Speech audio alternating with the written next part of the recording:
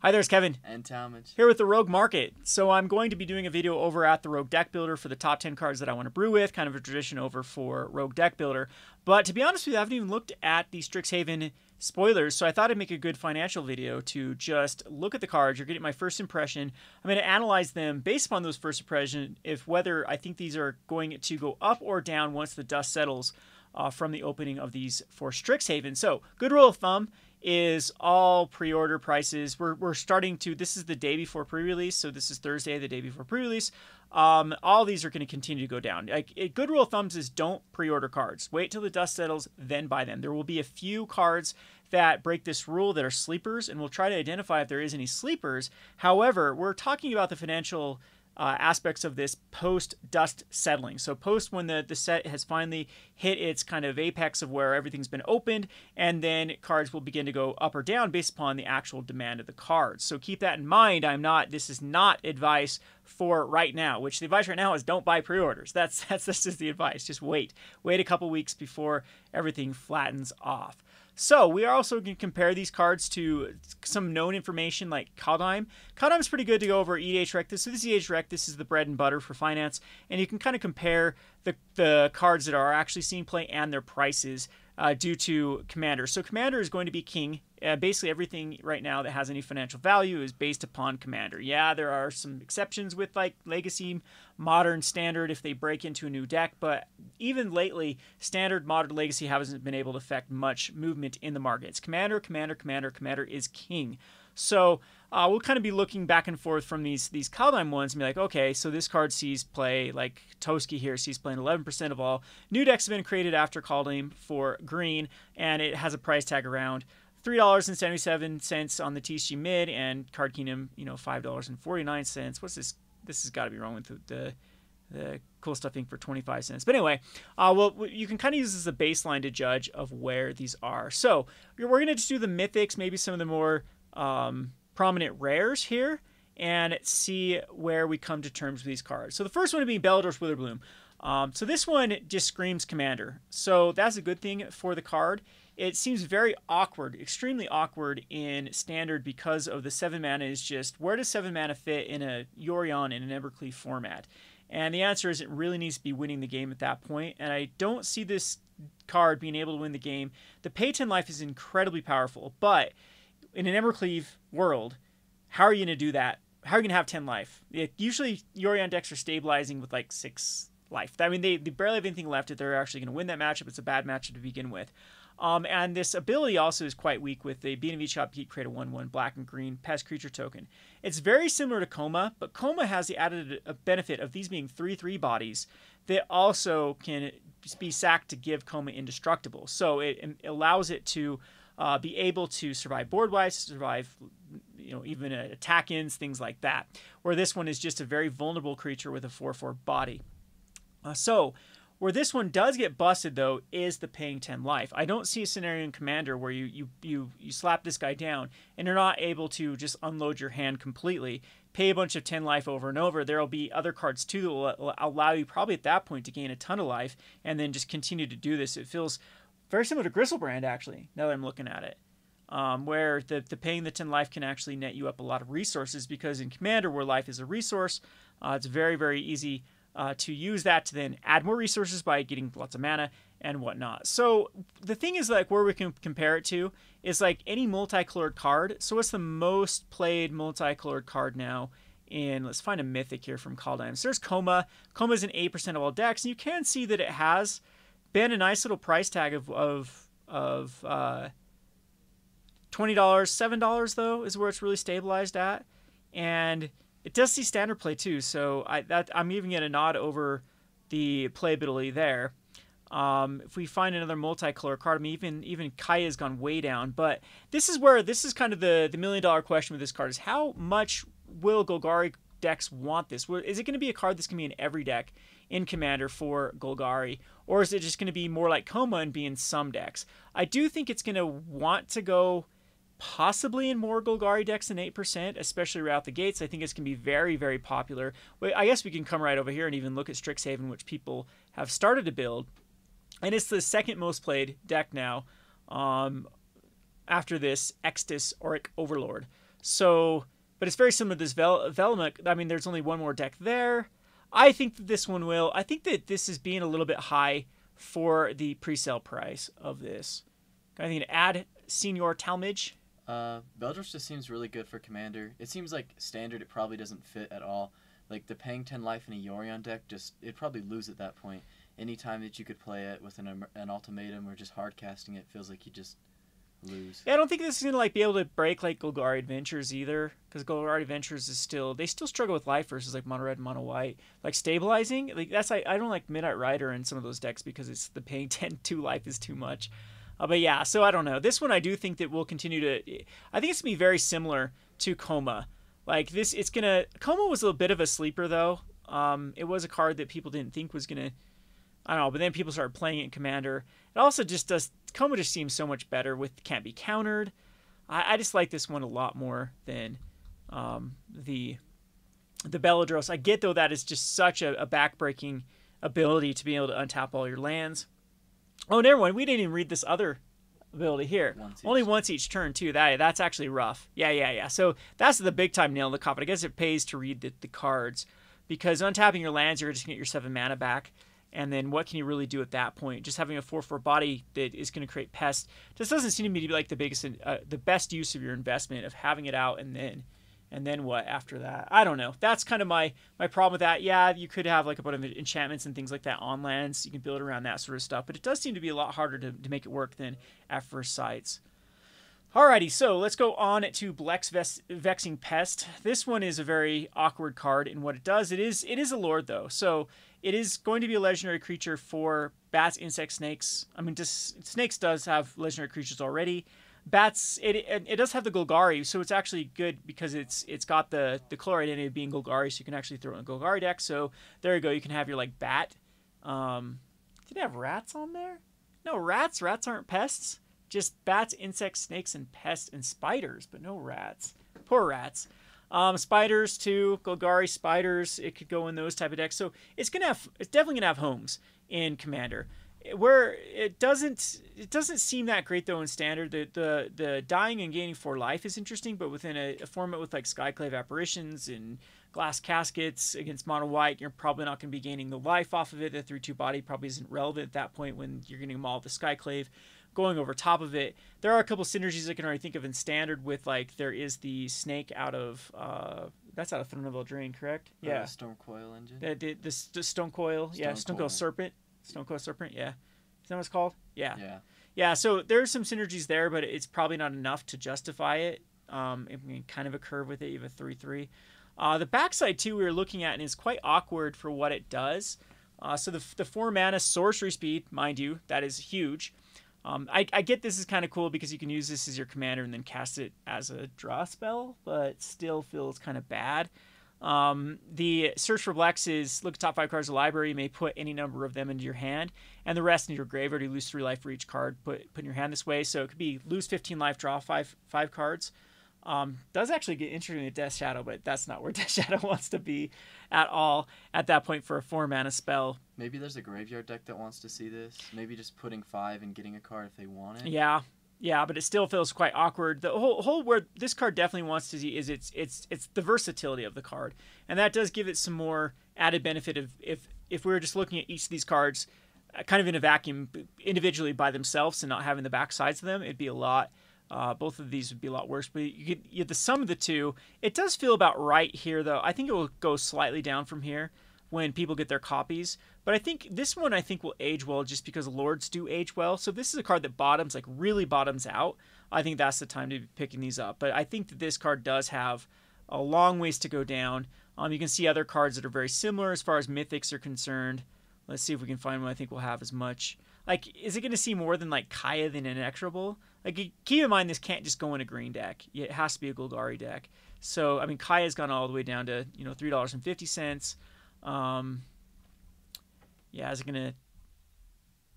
Not a lot of Mythics to actually compare from Kaldheim here, but still a good reference with Kaldheim is to look at these suckers and see where it'll go. But again, long term, but this could be one of those cards that is you let this like completely settle. It just gets better and better and better with the more cards printed with pests, bats, insects, and whatnot. And there are some synergies here. All right, let's go to the Blot Out the Sky. Blot Out the Sky is a 2, being a black and a white and an X. Create X tap 2/1 white and black inkling creature tokens with flying. If X is 6 or more, destroy a non-creature non-land permanents. Very awkward here because of the non-creatures. I get it. You're creating a lot of them. You can destroy all non-creature permanents.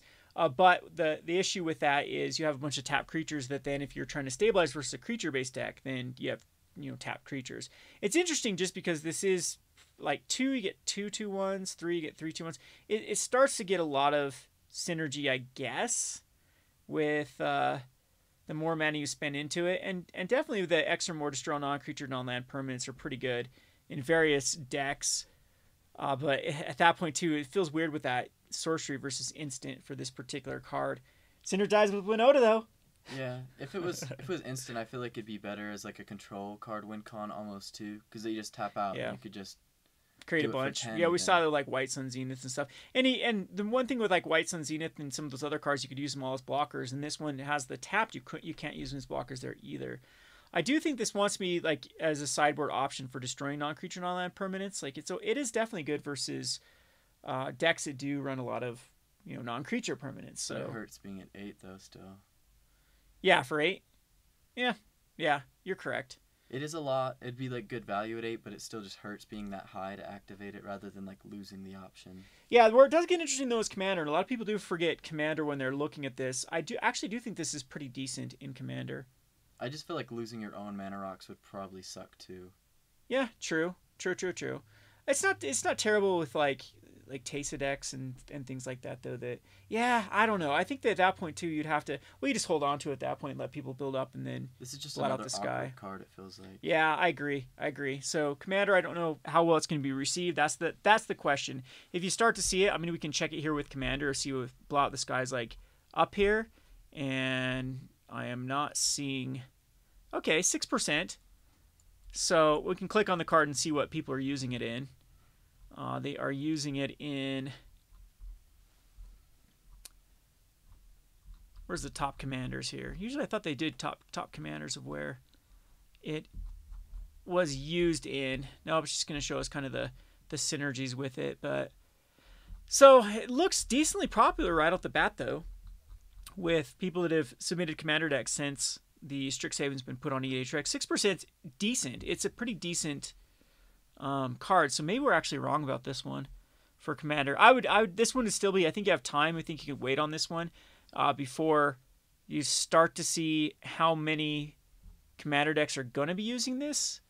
And I mean, it's very powerful. Like, I mean, it's comparing it kind of like Vandal Blast type card. It's destroying all. Planeswalkers at that point die. Lots of things die from it. Yeah, artifacts, enchantments. It feels weird in Commander just destroying your own mana rocks, your own planeswalkers. Well, it is in the colors too, where you give a bunch of your stuff indestructible. So like Darksteel Plate, those type of stuff. So yeah, maybe Blot Out the Sky. Maybe I'm being too competitive here with this when it actually works a lot better in Commander. All right, Body of Research. This is going to be a 6 mana to create a 0/0 green and blue fractal creature token where it gets X+1 counters where X is the number of cards in your library. This, I think, what it's got going for is this is just Timmy Catnip. And typically Timmy Catnip cards do quite well. So it's going to be in a Commander deck, it's going to be massive. It's going to be absolutely massive. And I'm sure there's going to be wombo combos like, what's the card that you draw cards equal to the power or the toughness? Gain life and draw cards with the toughness of the creature. Then you draw out and get like Laboratory Maniac. The thing is, though, it does tend to be very vulnerable as far as a competitive card is concerned. It is a one-shot if they don't have an answer for it, but it literally dies to any sort of... I guess it doesn't die to Heartless Act. That's pretty good for it, but it dies to the most of the other cards. And it's just Sorcery Speed 2, 6 mana for a massive kind of vanilla creature. I think it's going to be interesting, too, with people that like to double tokens. So it's another Mythic that I think is Commander is where it's at. And again, if this one bottoms out, this is where you suddenly start to pick up on the card. If we actually look over at the Blot Out the Sky. We just looked at Blot Out the Sky. If we actually look at where it's at here, it's actually worse than Blot Out the Sky. I feel like it'll still not play than Blot Out the Sky because just Like 3%. a 40-40 for 6 at like its worst. It feels like should see playing Commander. Won't be a 40-40 in Commander. At least I feel like it, way bigger. Yeah, it's gonna be massive 70, in Commander. 70. And in same thing, it's kind of awkward though in Standard. Like Standard, I don't think it's where a deck wants to be to just put a vanilla creature out. Like you can already get a vanilla creature that can win the game pretty in that giant, the Beanstalk Giant. It'd be hard in Standard too with just 3 green, yeah, 3 blue. Yeah, I'm very. You couldn't even like fling it for a whole nother turn. Yeah, I mean some sort of teamer ramp deck might try to do it with like the flings because they have a decent fling in that format. Giving it unblockable too, stuff like that. But it just seems so glass cannony without trample. Like typically you want these type of cards to also have a way for them to be evasive. It's in 2 evasive colors, but yeah, it's gonna be tough to pull off with this particular card. But Timmies are gonna eat this up. All right, we have Crackle the Power. This is a 2-mana XXX, deals 5 damage, X damage to each of up to X targets. So you put 3 mana into it. It just deals 1 damage to up to 5 damage to each of up to 3 targets. So it gets capped on the damage so targets. 5 damage to 1 target, right? Each of up to X targets. Oh, if you did it for 1, yes. Do 5 damage to 1 target. So 5 for 5. Mana. Yeah, 5 for 5, which isn't terrible.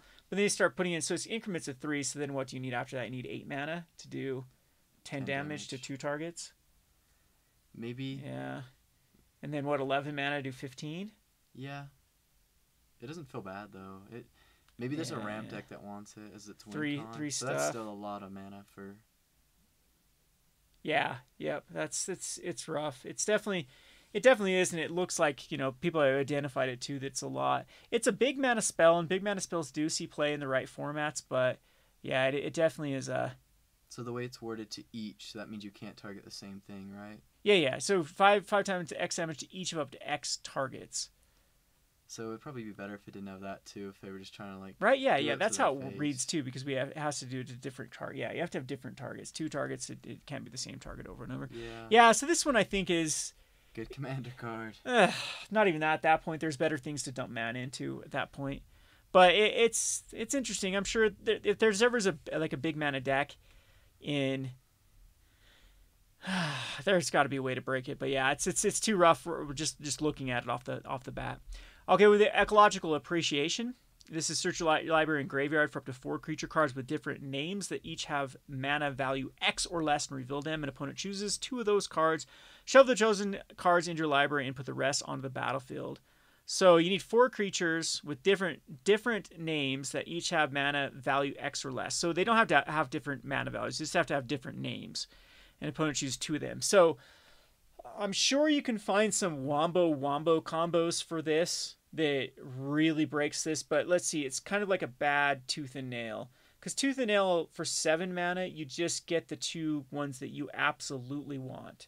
And isn't this going to be very similar to Tooth and Nail? I get it, you can get like a bunch of 1-drops or 0-drops. Maybe for 3 mana you could get you could get 2 0-drops, but I mean, do you want 2 0-drops? For 4 mana you can get 2 1-drops but your opponent always gets to give you the worst. Where I think this one gets the best is where you get hate, like kind of a hate bear for. So what would that be? So 5 mana you get 2 hate bears. So 5 mana you get 4 converted mana costs, but you're not. That's the problem here. You're not choosing, and I get it. There will be some instances, especially now I'm thinking when you have it on 3 mana, which is 6. That no matter what your opponents choose, you're going to get a wombo combo, because I can already think of like a lot of the Helad combo decks. You get 2 of the pieces and 2 of the pieces. Yeah, but they give you 2 of the other pieces. I'm sure there's a way you can force a combo, like a lethal combo at that point. But it is your opponent that gets to choose which ones go back into your hand. So Tooth and Nail just does a better job of doing this with less mana, with the Entwine with Tooth and Nail. Because at that point I think you're going to be, and possibly when you get up to 4s. So it's 4, 5, 6, 7. So 7 mana you get 8 power on board. Like, it does scale quite well, and it is very versatile for where you what is it? I'm trying to think of what would be in standard implications right now. Would 1-drop for in the teamer decks? You go get your guy that draws a card. Maybe like you could get like Clarion Spirit. You get what you draw. You draw your card. It still feels awkward. It feels very, very awkward of what you're going to be able to grab with it. So the opponent's choice, though, I think is going to be the kind of the nail in the coffin for this card. It feels like it could be broken. I just don't know how. Yeah. It's almost there, it feels like. Yeah. And it requires you to run a lot of toolbox because if you happen to draw one of those cards too. Maybe you just want to run it for just value, just getting a ton of creatures for... Yeah, but still it feels like just strictly worse than against sorcery speed. Collective company type stuff seems to do... I don't know. Maybe this is like a Coco... No, it's just too high converted mana cost at that point. Too, yeah, it's going to be tough. Even in Commander, I think it's going to be kind of tough of what you can actually get for this. But, I mean, $5 is pretty low already for a Mythic. So, it's funny how these have bottomed out really, really fast. That's kind of what, in a collector's edition age, of what happens.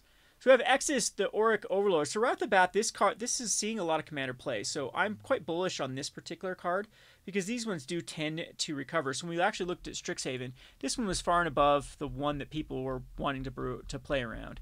And does this come out of the Commander decks? It does, though. I believe this one does come out of the Commander decks. So it's going to be... or does it come out of the Commander decks? Yeah, because it doesn't have the out of. So... This isn't the buy box, is it? Man, I have not looked at this stupid set. No, the buy box promo is different. I can't. It's a green card. It's a green card. So let's see. So 4 mana for a 2/4. Whenever you cast or copy an instant or sorcery spell, return to a non-legendary card from your graveyard or your hand. You're gonna get a ton of value there. That's pretty amazing right there. So I can already see why people want to run that. You get the upside of being able to run Rakdos because of the backside does give that color identity, which does make it harder just putting it in a Orzhov deck, but double strike, yeah, you can wombo combo in Commander. You can definitely, that's, you got to think of this as a 4/4, so Commander damage. Even better than that, you can start pumping it up with cards. Actually, it does seem to me to be standard playable too, because this seems pretty rough. Feels like a Lurrus almost, as far as the value train. So any instant or sorcery spell, that means your Heartless Axe get you back anything at that point. It doesn't have anything like lifelink to kind of put over the top there. The 2/4 body's fine because that's, again, you got to think it as a 4/4. Double strike again is good too because there's a lot of ways you can actually pump this. And then it does, I don't know. I really like this card as far as that's concerned in limited or in constructed. No, this is 149. Why does I think it was over? So this one actually is in the set for 5. And then the backside of it is Awaken the Blood Avatar for 8 mana. As additional cost to cast this spell, you may sacrifice any number of creatures. The spell costs 2 less for each creature. Sacrifice this wage. Opponent sacrifice a creature. Create a 3/6 black and red Avatar token with haste. Whenever this creature attacks, deals 3 damage to each opponent. Ooh, that's a word salad. So you create a 3/6 that does 3 damage immediately, and your opponent sacrifices a creature. But you do have to sacrifice a lot of creatures. So right now in Historic, there already is a sacrifice deck that might want this. It's a way to actually enable 3 sacrifices. Things like Claim the Firstborn, being able to take a creature and then sack it to this, and then also forcing your opponent to sacrifice a creature. Seems pretty decent, but at that point too, you'd have to get rid of a few more of your creatures to... Yeah, it potentially is a turn 3 if you can get enough cards out. We are missing something like a 2-for-1 fast card. I guess we do have the one that creates a dinosaur and a human. Forbidden Friendship. That I could see that then you could, sack both of them and then claim the Firstborn and then sack that, and then you have your opponent's is wiped. But yeah, it's kind of awkward. But again, where this is really good though is it's double-sided, so it's whatever you want it to be is where it's going to. So if you already have one out and then you cast it on the other side. Yeah, well they synergize together too because this one's allowing you to return stuff back from your graveyard. Yeah. So, and then I believe if you do have one on this side, you still will be able to get back the things you sacked because that's part of the cost. So it will be in the graveyard as a triggered ability to then retarget back. So it's not terrible as far as like this side is very playable. This side is very playable, and they work together. And so I'm actually kind of bullish on this Exodus, mainly due to the fact that Exodus is, 60 overwhelmingly the popular commander out of this, so that also should help the price of this card. He definitely seems like the coolest one so far, the most playable and standard even too. Yeah, and this, to be honest, this probably is a card that I'm going to pick for my, top 10 brew cards because this is definitely a Kevin card. Alrighty, so we're going to Galazeth Prismari. So the Galazeth Prismari is 3 mana. This is another card that people are really hyped for. You can see the $21 price tag. Enters the battlefield, create your treasure token, then artifacts you control have add 1 mana of any color. So that ability is just pure insanity. And where that makes it really good is, first of all of your treasures don't have to be sacked to then just continue to tap to add mana. The problem is treasures do have to tap to sacrifice them, so this isn't going to give you 2 mana per treasure because they do have to require to tap them to sacrifice them to add a mana. But where this one gets pretty nuts is like going back to servos, going back to thopters, going back to even things like just any sort of 0-drop. I mean, if I think that card, if the snow card wasn't banned in like modern. What's the Astrolabe? If that wasn't banned, that would be insane with this particular card. So what is nice about this card is you can actually cast it if you have any of those cantrip artifacts, and there are a couple in the format right now in the form of, I can think of, like, is Glass Casket an artifact? It is. Yeah. Yeah, and there's so that's not really a cantrip, but it's got its value and it's still out. And then we have Golden Egg, and then we have the globe rotated, but there are a few others. I think there's still a few other artifacts that do see play. The 2-1 that filters, is that still in? 2-1 that filters. No, that's globe. I thought it was a different one too. Is that Golden Egg? That's Golden Egg. No, there was a different one. Oh, is there another one? Anyway, there could be another one, but even like Tormod's Crypt is a 0 that then can add mana at that point. And if you're playing it with like Burgee or anything, then you're just like... Yeah, exactly, yeah. Up mana and...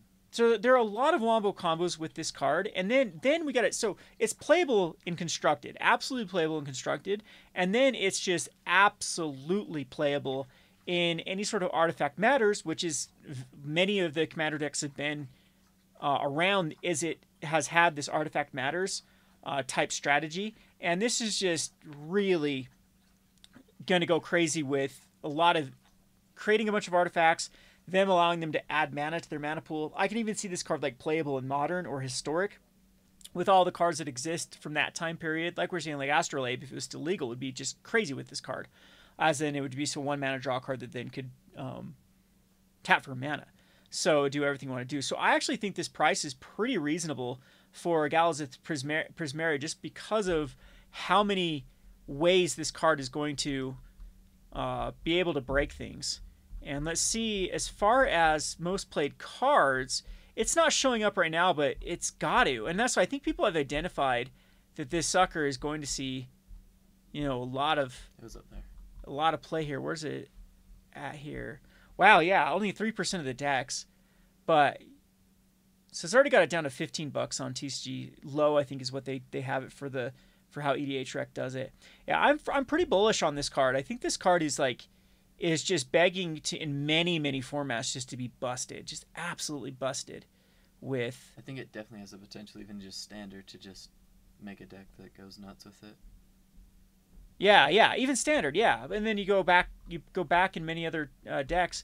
Just the ability like creating servos, and a lot of things have mana dumps just to create artifacts. And at that point, you're getting a lot of value from those particular cards. And then you combine it with facts like Ethereum Sculptor type cards with reducing the cost of artifacts, and then now you're netting up mana with all these things. And then the cards that cantrip then end up netting up mana and drawing cards. So it's just a potential for Storm. It'd be very surprising if we don't see a deck that's built around like Modern or Legacy with Galazeth Prismari just as the helm of it. And maybe I'm just over analyzing this card. It survives Lightning Bolt, which is nice. It's got a lot of things going for it that I think in Standard it does synergize with the other dragon, the treasure dragon, because they're both creating treasures. They're both it's working there. It synergizes with so many cards.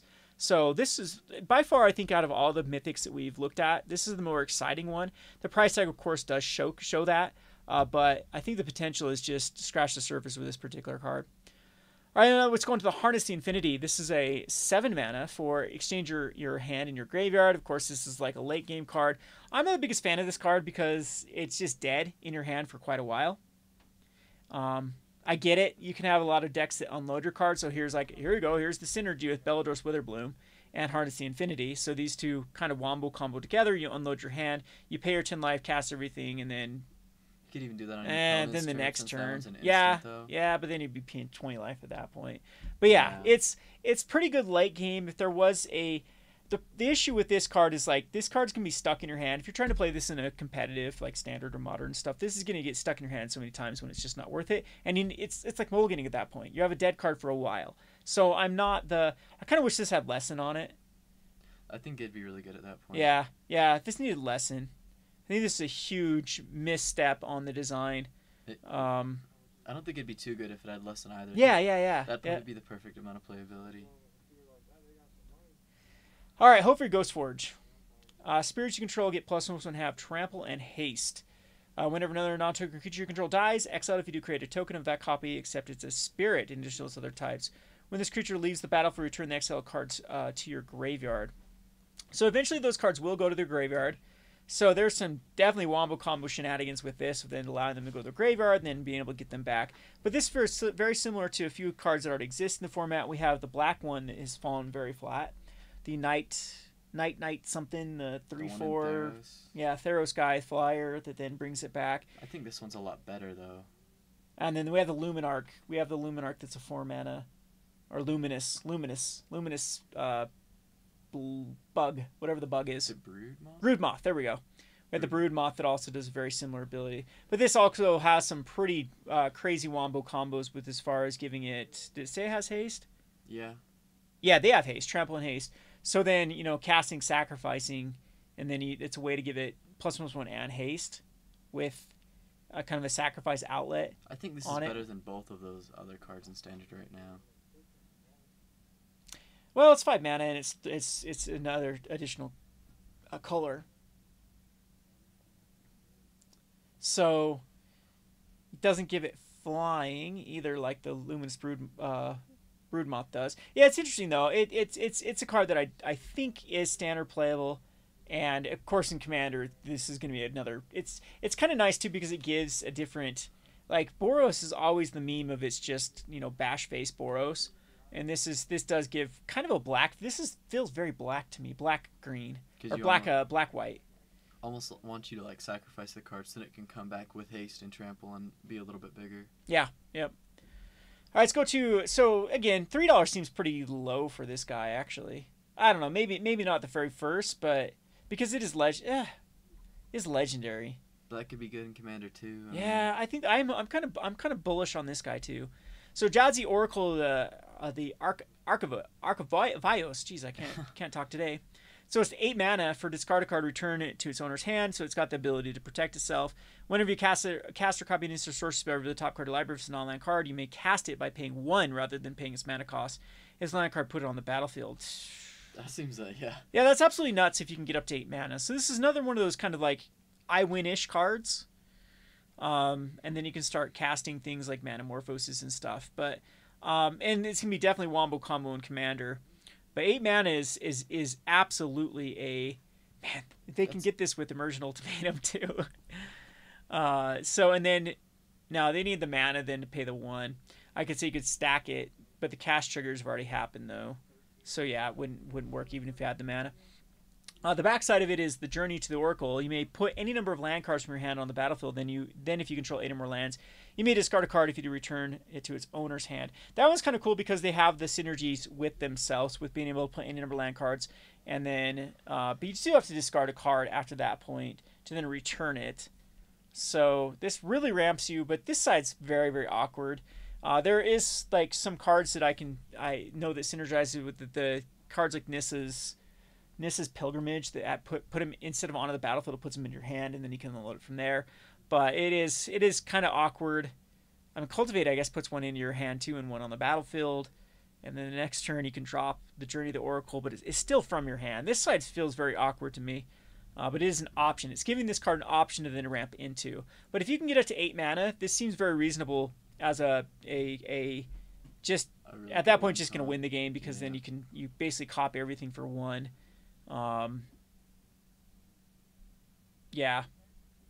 Because this chains that whenever you cast or copy an instant reveal the top card of your library, if it's an online card, you may cast it. So it's chaining off itself. And if it's lands, they go on the battlefield, so it's going to give you that mana to keep doing it. So it's going to go crazy with Storm. So it's going to be a Johnny and a Timmy catnip card for sure. So I don't know if this is quite reasonable for the price with Jadzi. Like, this feels like a card you want to play as a commander too. No one's only 4 decks with Jadzi right now. This one might just be better in commander because then you can manipulate the top of your deck even more. Yeah, you can manipulate it with commander with many cards like a top for sure. But has to go in a Simic deck too, so that has that actually going against it for actually including it in this would want to go in the Izzet deck for sure, but having to go to Simic. But man, it's ramping up lands there at that point too. I kind of like that card. It's a pretty cool one if you do get it out and ready to go nuts with it. I think it's hard to play in standard, but it has a lot of upside. Yeah, it is. It's definitely. I think that Emergent Ultimatum is still probably a better route to go than trying to, because this still has to go out. Then you have to have an entire turn probably to protect it. I get it. If you have even more than 8 mana though, then you can run it out in. But that's just awkward. Still. Yeah. Wishful thinking at that point. All right, Kasmina Enigma Sage, 3 mana for a 2 loyalty. Each other planeswalker control has a loyalty ability to Kasima, so +2 scry. This is the card that people would say, man, this should have existed with War of the Spark, because it would give those War of the Spark planeswalkers the ability to actually, add stuff to it. So scry 1, kind of weak. It's going to be hard to protect at that point. This is definitely a card that you want after you already have other planeswalkers established to give them abilities to ramp up their loyalty counters. You create a 0/0 green and blue factual creature token, put X+1 counters on it, so it's basically however many you want to put on it. So if you can start getting the scries, you can start getting tokens, but that's still also very awkward. And search your library for an instant, search a card that shares a color with this planeswalker, exile card, and you may cast a card without paying its mana cost. So pretty good if you can protect it with +2/+2/2 -8. So I don't want to be overlooking that ability, because then you can just go get, once again, Emergent Ultimatum. So it could be an easy sideboard card to be chucking in versus the mirror matches, and then scry, and then you get what you want. It's also not terrible with other planeswalkers that could easily go in that ability to have those abilities. So anything get up to -8 pretty quick. So I know they've talked about some planeswalkers that start with incredibly high loyalty to begin with, and then it's like a plus and then a -8. But I feel like a planeswalker that curved onto 4 would be even better than that though, almost. Because then I just work even better the next turn, and I don't know. Yeah, what's that Nissa that did the Nissa have X and entered with X loyalty counters on it? The green blue one, yeah. Yeah, the green blue one. That's not bad too if you can get it up there, because that -8 is quite powerful. So, but I don't know. I feel like this card is like the price tag for this seems a bit high for what it does. So I'm actually bearish on this one. I like the card, but I don't think its price tag is reflective of where it wants to be. It's a very awkward card. So Magma Opus. So this deals 4 damage divided as you choose among any number of targets for freaking 8 mana. Tap 2 target permanents, create a 4 blue and red elemental creature token, and draw 2 cards.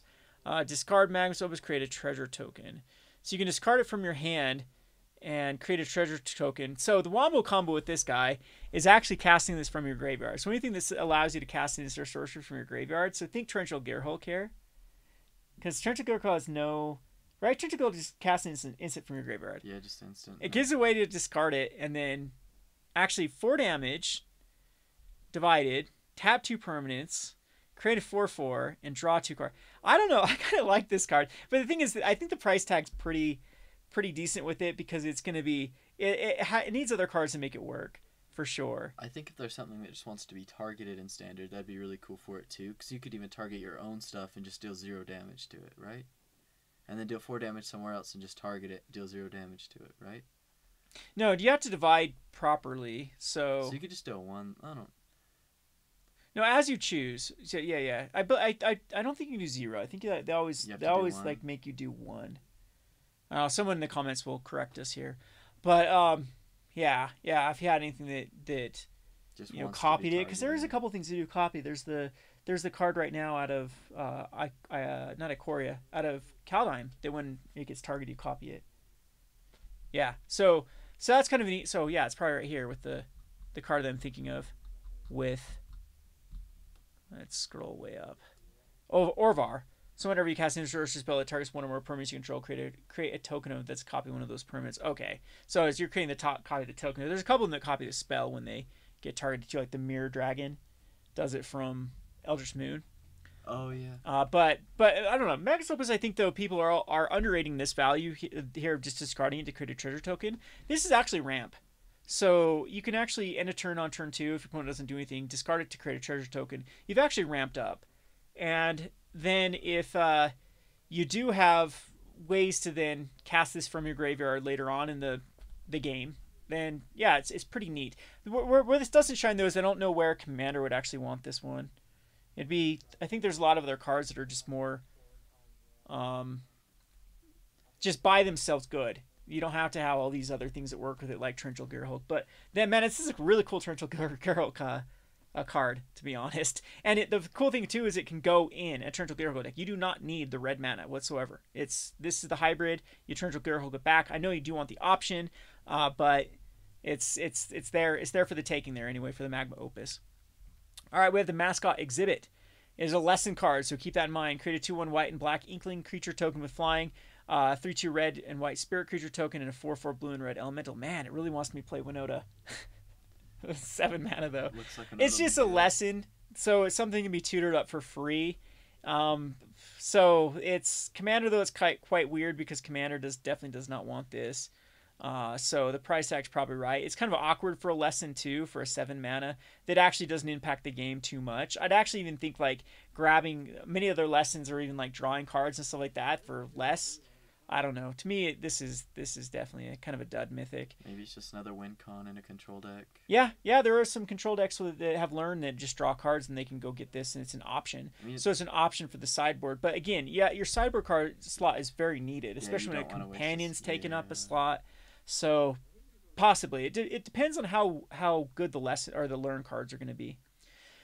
All right, so here Mavina's Student's Advocate. Man, I'm actually bullish on this one because I know what this one does, because this is one of the more exciting cards out of the thing. Flying, you may cast target instant sorcery card from your graveyard this turn. If that spell doesn't target a creature you control, it costs 8 more to cast. If it would be put in the graveyard, exile instead. Okay, so you only get it once for it, but you can only activate it once per turn. But again, this is like a Loris type card. These are cards that are pretty decent. So in heroic type shells, this is allowing you another target. But yeah, I guess now I'm analyzing it though. A 2/3 flyer allows you to cast another with 8 more. If it doesn't target creature control. But I mean, even Snakeskin Veils at that point, even Defiant Strikes, drawing card. Again, they get exiled, but you're getting value out of it. And Heroic is pretty good. And we have Magecraft in this set. So I'd be surprised if this doesn't see some sort of standard shell, because I think it's good enough. We have the 1-drop that's gets +2/+2 for every time you cast an instant sorcery spell. And this is just every turn giving your graveyard added value. It feels like a Loris to me. I feel like this card's underrated for where the price tag. I think anything that just targets here would be, I don't know. It feels really good too. It just feels like it's almost about to be broken. Yeah. I mean, well, not broken. I mean, it's still a 2/3 investment, 3 mana for a 2/3 investment, which, yeah, it was the difference between you look at cards like SRAM, and then something like Champion versus SRAM. That 2 to 3 mana is huge. 2 mana is broken. 3 mana is borderline unplayable. Yeah. So that's where I have to kind of analyze this. Commander, though, once we are talking about Commander, I'm not sure how well this is in Commander, like how well this is wanted, but there's plenty of heroic type strategies. There's plenty of things that do deal off of targeting creatures that this will go into. It gets better and better with the more spells printed for sure. All right, we have Milla, Crafty Companion, 3 mana for 2/3. Whenever an opponent attacks one or more planeswalkers you control, put a loyalty counter on each planeswalker you control. And whenever a permanent you control becomes the target of a spell or ability, opponent controls, draw a card. So this is cool. They're actually putting this on like a 3 mana spell, because this is typically something that's been in green on like big creatures. We have the Battle Mammoth, and at that point it's like, geez, that's a huge investment for something to then draw a card. I kind of do like this as a sideboard as far as the Fox is concerned. It works good with planeswalkers. The backside of Luca is really interesting, because Luca's one of those cards that can just threaten to win the game with Wombo Combo-y. So you may discard a card if you do draw a card. If a creature card was discarded, way to draw 2 cards. Pretty good on an empty board to refill your hand.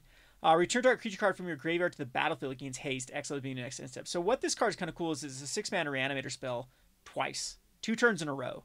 And that could be if you have a lot of ETB cards that actually do destroy a creature, or you know, get in there. If that has to be removed or blocked, you get to do it again the next turn. And again, if they do destroy it, I don't believe you have to exile it because it's no longer permanent for you to target to exile. So I believe that's how it works with the -2.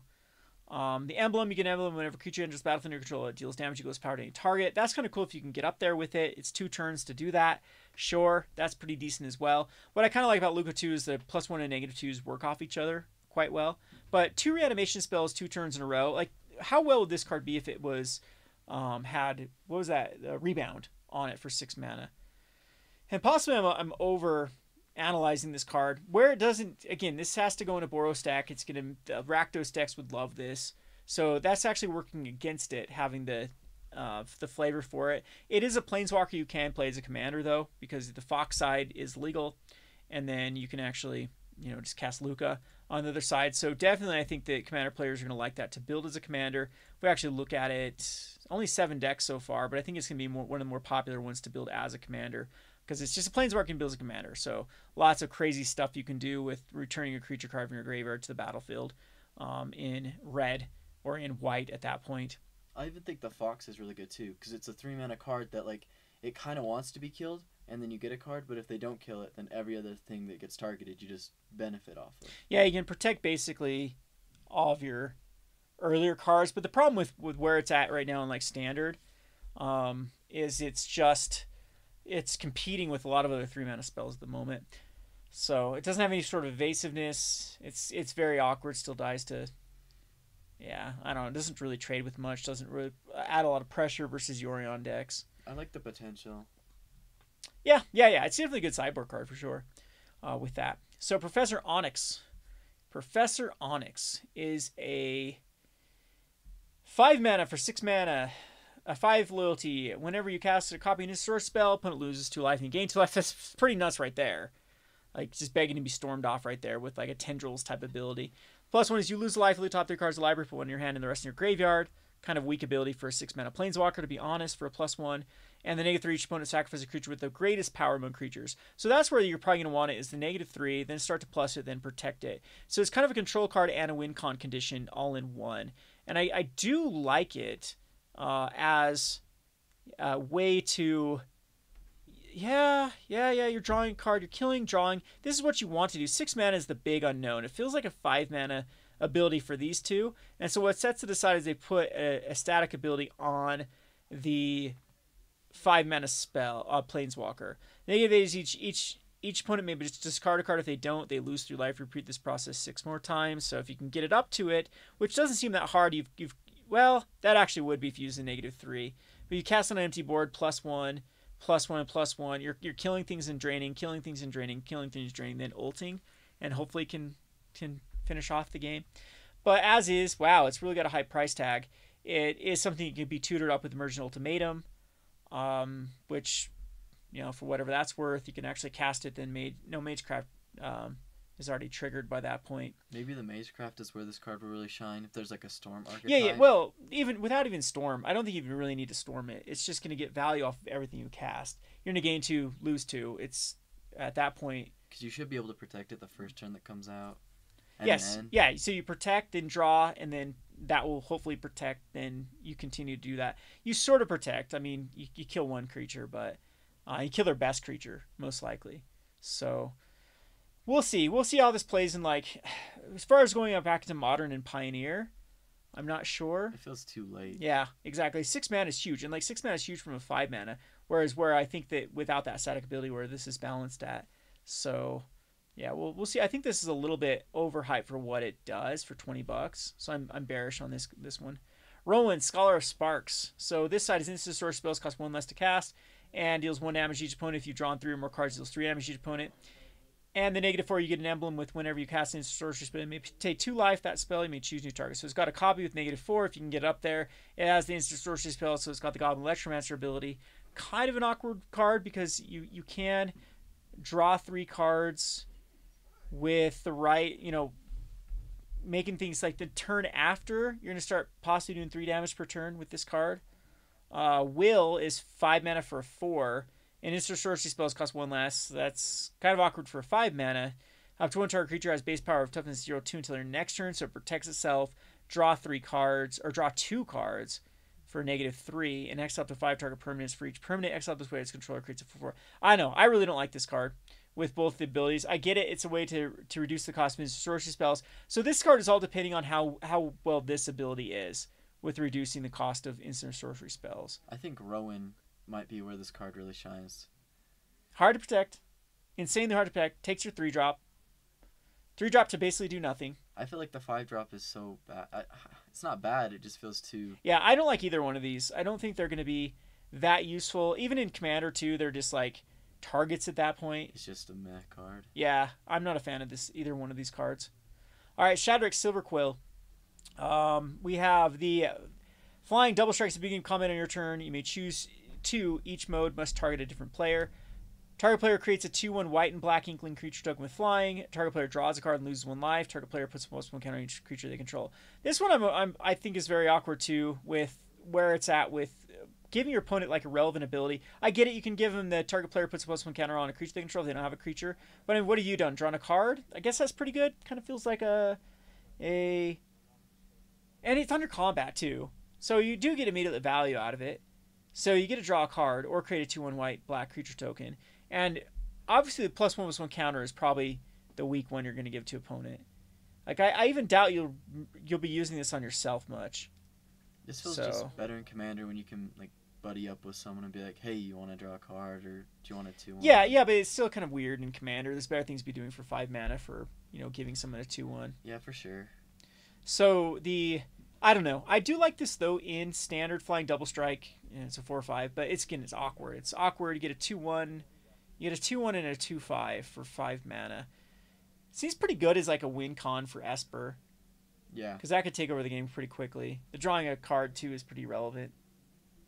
But I don't know. I think the price is still a little bit high though, because the amount of these you want in a particular deck isn't going to be quite high.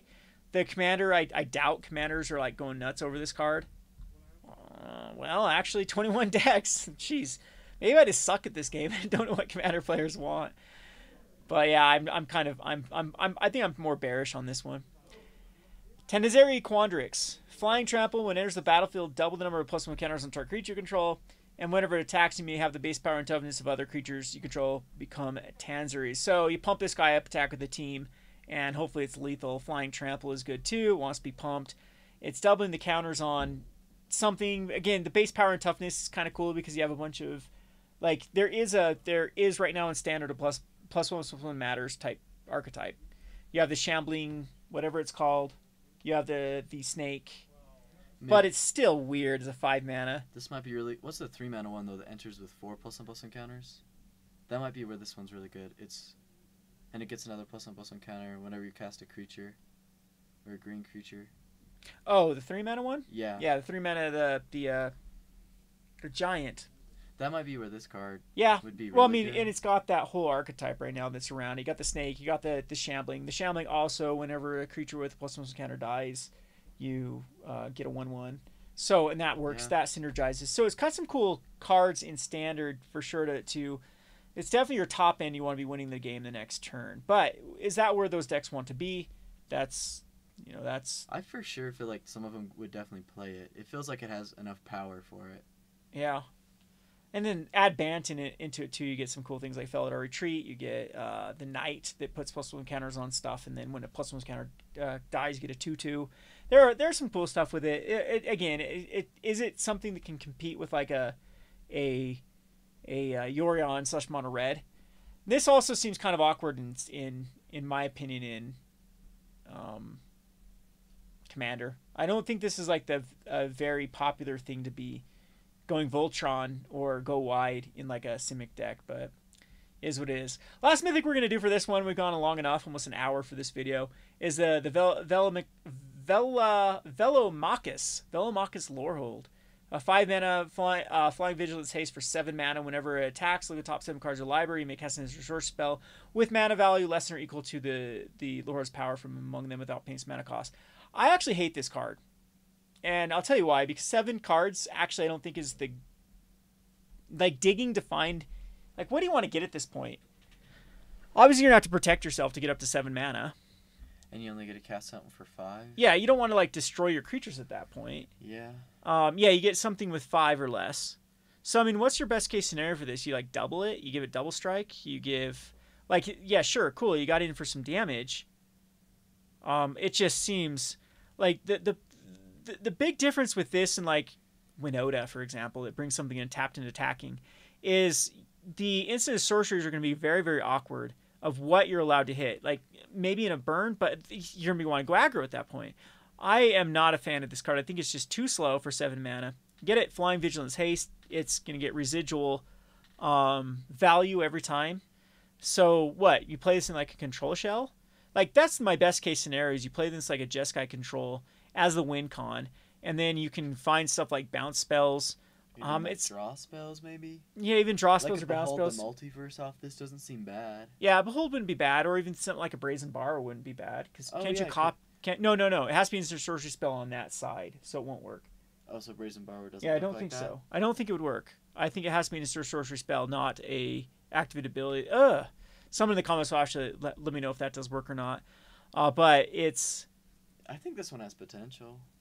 I think it'd be more in like a Jeskai control for a win con, but... Yeah, 7 mana is awkward. It's super awkward. Is there anything you think that could win that turn if you play it? With an instant sorcery? That's what I'm saying. You have to hit it. Double strike. It after you deal damage, right? So it's no, attacks. Oh, okay. When it attacks, you get something that comes into play, or you get to cast a spell for free, a 5 for free. So you'd probably be wanting to win that turn if you weren't control, but winning on 7 is kind of slow. So yeah. Yeah, I'm not a fan of this card. I think I'm very, very bearish on this card. And it looks like, okay, maybe it's just like people want to be building with the Elder Dragons, I guess, here, no matter what. Because people are actually liking this one. Let's actually see how people are building it with Tybalt's Trickery. I guess in Standard, that's another card you can get. That's pretty good, actually. But you can't get something like a Genesis Ultimatum after that. It's like you get that, and then you have a 5/5 flyer, and then hopefully some more value out of it. Yeah. So, that's Silence. That's reprints here. World at War. Okay, I see what they're doing. I see what they're doing in Commander. This is like an Atali deck. Again. Yeah. So World at War, and then hopefully you Voltron one person. So you attack and then attack again and then attack again. I like okay. that. Yeah. So that's where I see why sense. people like it in Commander. There's probably enough in Commander that you have a reasonable chance of hitting it. Oh yeah.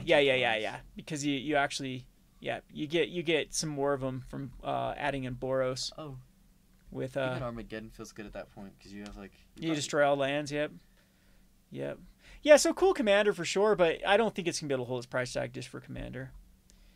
Anyway, there's kind of our Mythic review. Now we've gone an hour. I don't know if you could hear Talmadge. He was kind of quiet over there and didn't want to lean in because he's afraid of getting cooties. That's better than herpes or something. So afraid of getting some sort of Kevin contracted disease. Anyway, I hope you enjoyed our analysis here. Again, this is still for Dust Settling, and it was kind of fun to go over these mythics from the Strixhaven. Let me know in the comment section below what you think about these particular cards. Maybe we can review the rares, but I'll be looking forward to the video of the top 10 cards that I want to brew with. There actually was some pretty cool mythics here that I think are going to make the list. This has been Kevin and Talmadge with the Rogue Market. Thanks for watching.